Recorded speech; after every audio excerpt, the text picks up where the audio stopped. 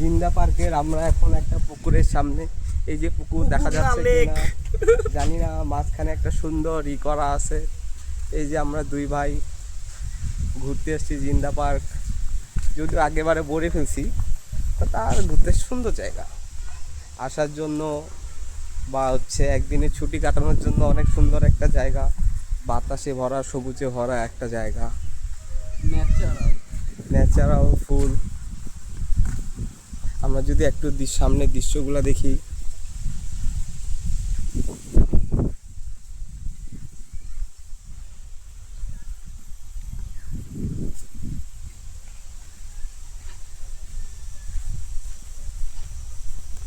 এই যে আমরা আসছি, এই যে এখানে শুধু গাছ গাছ গাছ ছাড়া আর কিছু নেই, অনেক সুন্দর।